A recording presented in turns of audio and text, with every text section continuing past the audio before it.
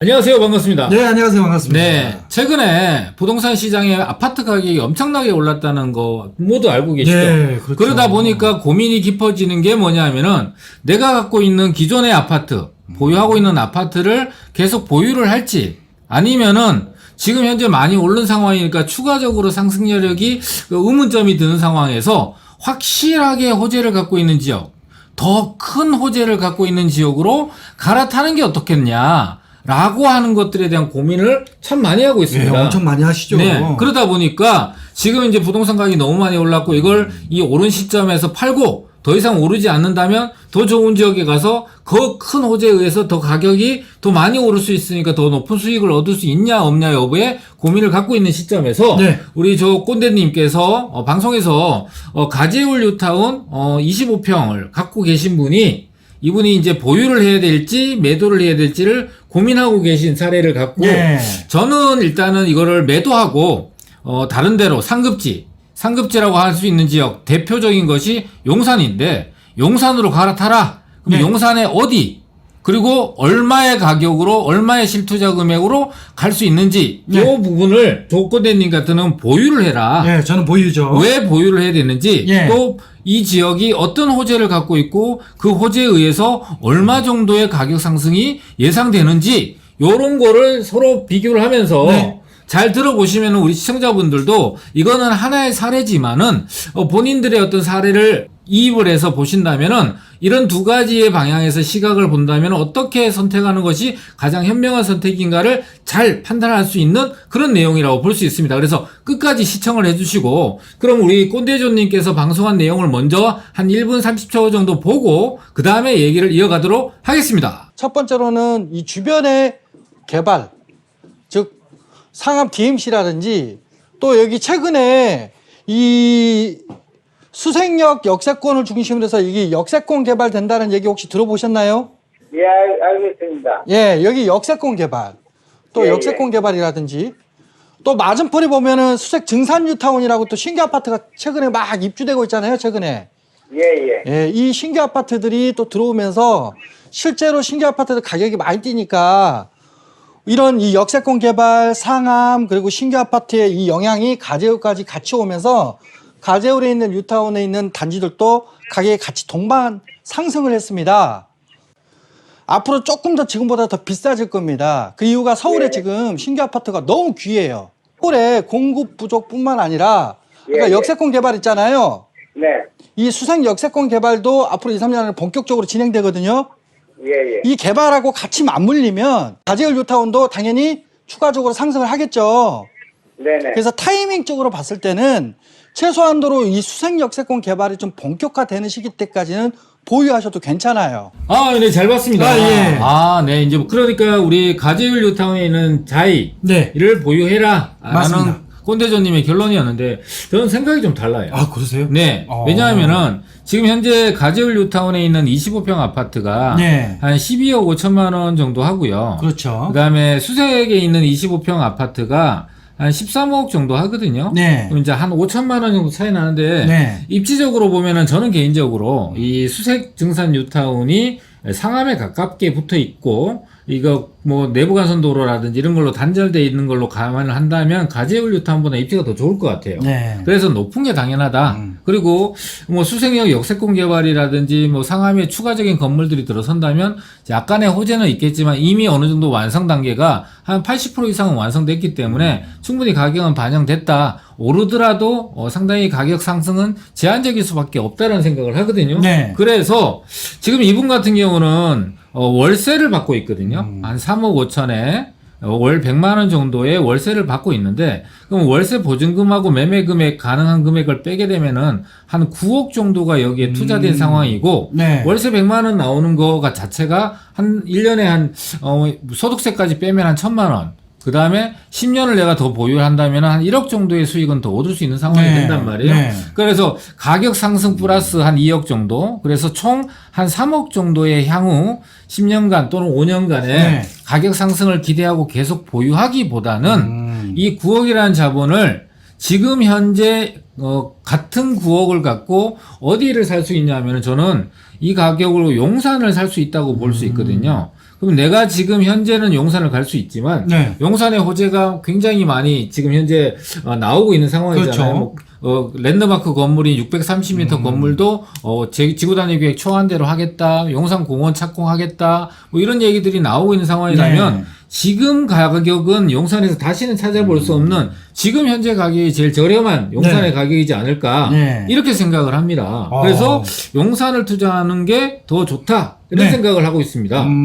저는 이렇게 좀 생각을 합니다. 네. 이분이 이제 월세를 놓고 계시잖아요. 네네. 결국에는 이제 이분이 이제 다주택자라고 볼 수가 있는데. 다주택자인가요? 예, 그렇죠. 월세를 놓고 계시니까. 딴 데 거주를 하고 뭐 딴 데 계시고요. 전세로 거주할 수도 있죠. 그 부분은 제가 뭐. 안 물어보셨어요? 예, 확인은 안 되는데. 우리 예. 방송에도 안 물어보셨어요. 예. 네. 예, 시간이 짧다 보니까 네네네. 이렇게 됐습니다. 그런데 이제 저는 용산이 미래가치 높은 거는 맞다라고 저도 네네. 봅니다. 근데 중요한 거는 지키는 것도 굉장히 중요하다. 즉 시세 차익을 온전하게 좀 지키면서 네. 양도세가 좀 완화되는 시점 뭐까지 좀 기다리는 게 좋을 것 같고 완화되는 시점 되면 용산 가격은 못 갈 건데요. 근데 저는 DMC 쪽도 충분히 추가적으로 더 가격이 저는 조금 더 높게 오를 것이다. 우리 공권대님보다는 좀 더 미래가치를 좀 높게 보고 있습니다. 아, 그렇군요. 예, 특히나 여기 아직 상암 DMC가 미완성 단계거든요. 네네. 이 랜드마크 빌딩 지역 같은 경우도 작년에 이제 8사 대책에서 여기를 이제 랜드마크 빌딩으로 이제 본격화하겠다 이렇게 발표를 했고 롯데몰 부지 같은 경우에도 아직 이제 개발이 한참 진행 중에 있고 또 수색 역세권 개발 있지 않습니까? 네. 여기가 개발이 진행되면 실제로 수색 증산 뉴타운이 굉장히 이제 접근성이 안 좋은데 이 역세권 개발이 진행되면 상업에 대한 접근성이 굉장히 좋아집니다. 거기에 따라서 가격이 상승할 수 있는 부분을 저는 2억이 아니라 한 3, 4억 정도는 좀 보고 있거든요. 20평대가요? 그렇죠. 그럼 20평대가 13억에서 3, 4억이 올라가면 16억 대. 15억에서 16억 정도를 그렇죠. 저는 그렇게 보고 있습니다. 지금 현재 이 수생 역세권 개발은 네. 이미 그 시장에 발표된 호재예요. 네. 그러니까 수생 역세권이 된다라는 걸 가재울이나 또는 수생 뉴타운에 계신 분들이 모르지 않거든요. 네. 그럼 모르지 않는다는 얘기는 이미 어느 정도 가격이 반영된 가격이다 라고 볼 수 있다라는 것이고, 그리고 지금 이제 어느 분들은 용산에 9억 갖고 전세 끼고 한강변에 어디 살 수 있느냐 라고 할 수 있잖아요. 그럴 수도 있죠. 지도를 보면서 한번 설명을 좀 네, 드리는 게 저도 나을 것 궁금합니다. 같아요. 저도. 네. 자, 지도를 통해서 보게 되면은요, 이제 용산이라는 데가 서울역 주변 지역에 GTX가 2개나 들어서고 여러 가지 호재가 있잖아요. 그렇죠. 뭐 컨벤션 센터 들어선다, 이런 것도 또 이게 지상철이 다 지하화 된다, 뭐 이런 것들이 이루어지고 있잖아요. 네. 그리고 여기에 이제 국제 업무지구가 이제 최근에 지구단위 계획 내에 포함이 됐고, 전자상가도 개발이 되고, 캠프킴도 개발이 되고, 현대자동차 부지도 개발이 되고, 이런 것들이 이루어져서 지하화가 다 이루어지게 되면은 이 지역은 전부 다 녹지가 되는 거 아니에요? 그렇죠. 이렇게 녹지가 예. 이어지고,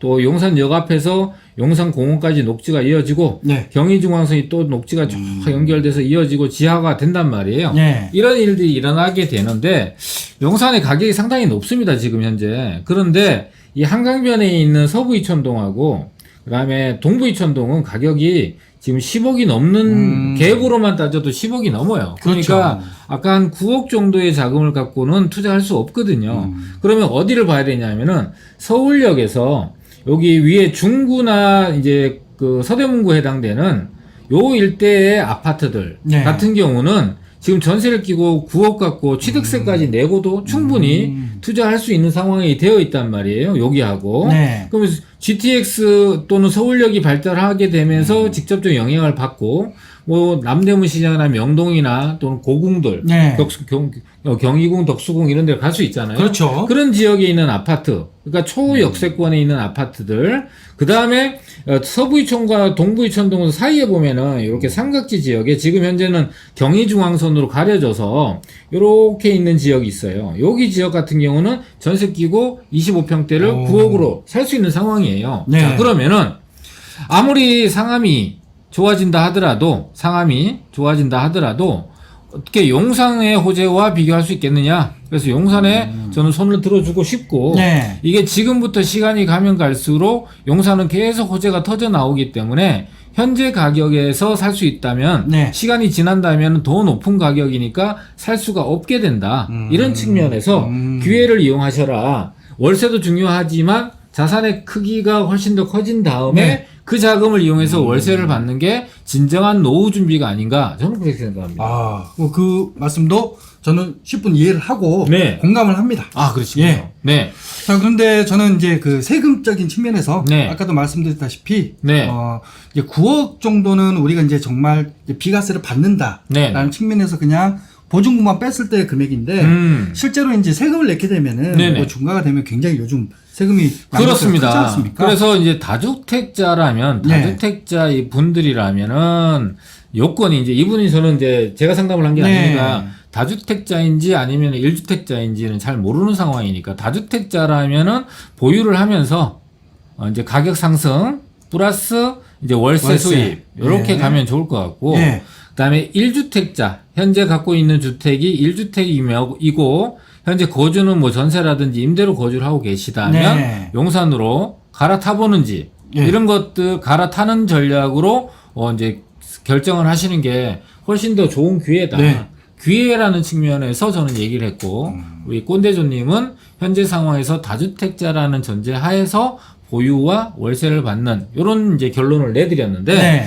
이게 어느 것이 맞고 어느 것이 틀리다가 아니라 우리 시청자분들이나 각각의 어떤 그 투자자분들의 본인의 환경에 따라서 좋은 결정, 최선의 선택을 하는 것이 투자의 가장 좋은 방법이거든요. 그렇죠. 그래서 제가 얘기하는 부분과 또 우리 꼰대조님이 얘기하는 부분을 우리 시청자분들이 잘 생각하셔서 본인에 맞는 선택을 잘 하신다면 그게 가장 최선의 투자다라고 생각하면 될 것 같습니다. 그래서 오늘 영상은 여기서 마치고 네. 좋은 영상, 이런 좋은 내용들이 우리 구독자분들한테 도움이 되셨다면 구독, 좋아요, 알람 설정 내주시면 감사할 것 같습니다.